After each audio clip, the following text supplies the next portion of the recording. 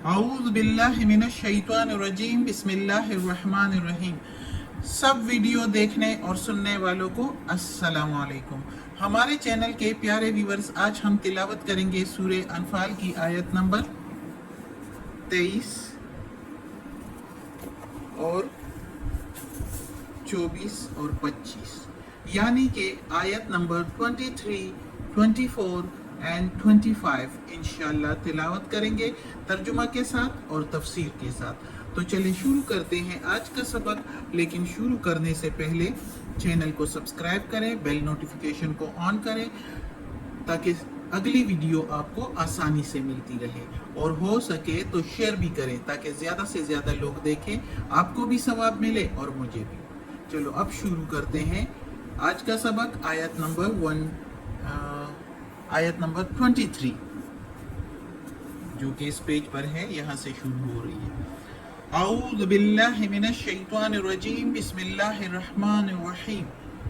व लो, और अगर, वा के मीनिंग और, लो के मीनिंग अगर, अलिमा जानता, अलिमल्लाहु अल्लाह जानता, फीहिम उनमें, फी मीनिंग में, हिम उनमें, खैरन भलाई, अच्छाई, खैरल अस्माहुम भलाई तो जरूर ही जरूर सुनाता उनको, अस्मा सुनाता, हम उनको, वलो और अगर, अस्माहुम सुनाए उनको, और अगर, लो के मीनिंग अगर, अस्मा सुनाए, हम उनको, लतवल्लौ तो जरूर ही जरूर फिरे, लतवल्लौ वहुम मुअरिदून तो जरूर ही जरूर फिरे और वो इनकार करे।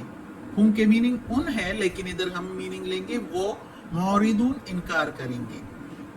अब इस आयत में अल्लाह ताला कहता है, पिछली आयत से मुंसलिक है कि सबसे बदतर बुरा इंसान यानी जानदार कहा गया है, लेकिन जानदार का मीनिंग यानी अशरफुल मखलूकात, अल्लाह ताला इंसान ही के बारे में बात कर रहा है कि वो जानवरों से भी फिर बदतर हो जाता है जब वो बहरा और गूंगा हो जाता है। हक बात बोलने, हक बात सुनने की कुव्वत नहीं रहती उसमें, वो उस अपनी कुव्वतों को ख़त्म कर देता है, ना हक बोलता है और ना हक सुनता है और उसी का साथ देता है। हक बोलने के लिए और हक सुनने की उसमें कुव्वत नहीं रहती, और ना ही वो उस हक का साथ देता है।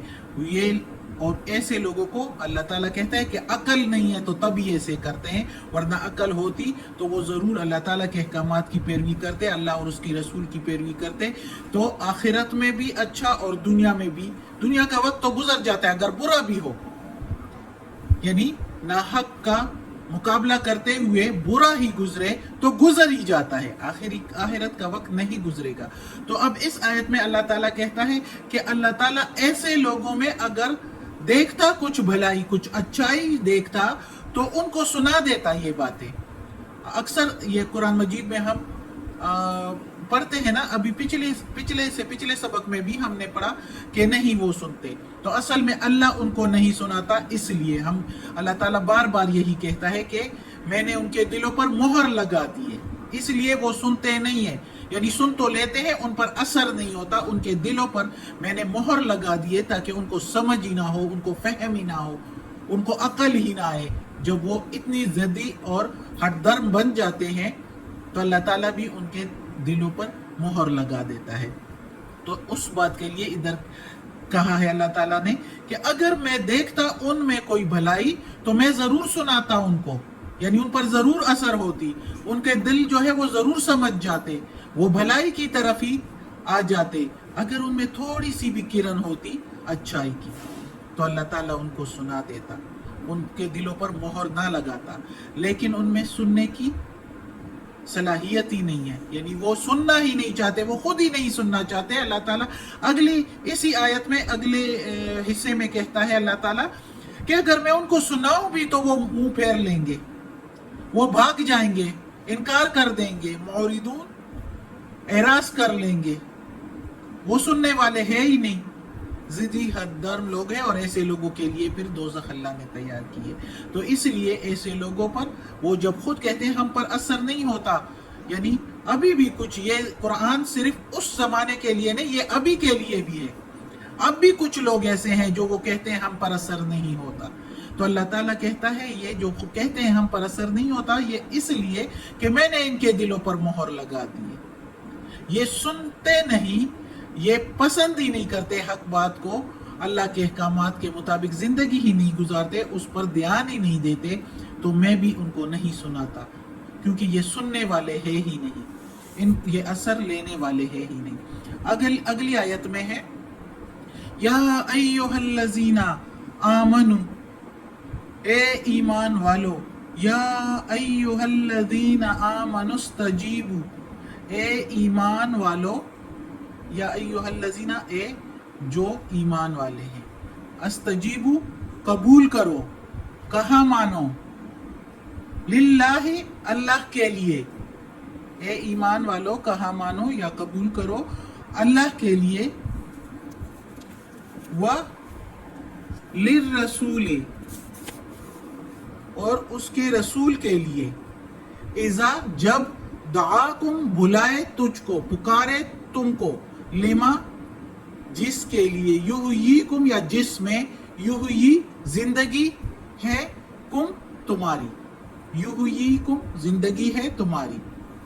اے ایمان والو کہاں مانو، اللہ کا اور اس کے رسول کا، جب پکارے تم کو یا بلائے تم کو جس کام میں تمہاری زندگی ہے. وَاعْلَمُوا، اور جان لو اور سن لو. اب مزید جو ہے تاکید میں اللہ تعالیٰ کہتا ہے کہ سن لو، جان لو، ان اللہ، بے شک اللہ، یحول، حائل ہے، درمیان، بین المرء، درمیان آدمی کے، وقلبہ، اور اس کے دل کے، درمیان حائل ہے اللہ.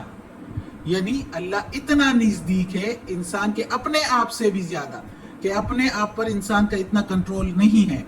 وَأَنَّهُ إِلَيْهِ، اور بے شک وہی، اسی، الیہ، طرف اس کے، تحشرون، تم نے اکٹھا ہونا ہے، تم نے جمع ہونا ہے. یعنی اللہ ہی کے آگے تم سب نے جمع ہونا ہے، ہم سب نے، یعنی قیامت کے دن، حساب کتاب کے دن، پھر حساب کتاب دینا ہوگا. تو اس آیت میں اللہ تعالیٰ اب مسلمانوں کو کہتے ہیں، وہ تو کافروں کی بات تھی کہ وہ سنتے نہیں ہیں تو اللہ ان کو سناتا بھی نہیں ہے، اور اگر ان ایسے لوگوں کو اللہ سنائے بھی تو وہ اعراض کر کے بھاگ جائیں گے، منہ پھیر کے بھاگ جائیں گے، وہ سننے والے ہے ہی نہیں. تو اب اس آیت میں اللہ تعالیٰ کہتا ہے ایمان والوں کو کہ اے ایمان والو، جب تم کو اللہ تعالیٰ اور اس کا رسول بلائے، یعنی اسپیشلی بات ہو رہی ہے کہ جہاد کے لیے جب بلائے تو فوراً چلے آؤ، کیونکہ اسی میں تمہاری زندگی ہے، کیونکہ اسی میں تمہارے لیے زندگی ہے، اللہ تعالیٰ کہتا ہے.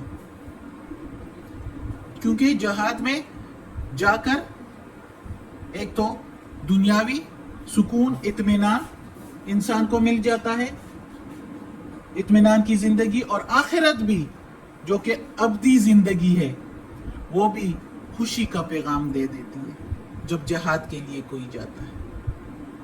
دنیا بھی اچھی اور آخرت بھی اچھا.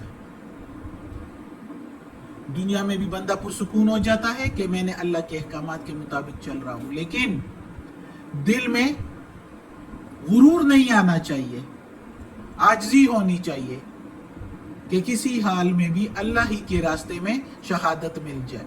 تو شہادت مل گئی جہاد میں تو زندگی ہے تمہارے لیے. اللہ تعالیٰ کہتا ہے جو شہید ہو جائے اس کو مردہ نہ کہو، وہ زندہ ہے اصل میں، صرف اس دنیا سے جنت میں جا کے ادھر اڑتا پھرتا ہے، جو مرضی ہے کھاتا پیتا ہے، خوشی کی نعمت والی زندگی گزارتا ہے پھر. تو اس لیے شہیدوں کو مردہ نہ کہو، اللہ تعالیٰ کہتا ہے.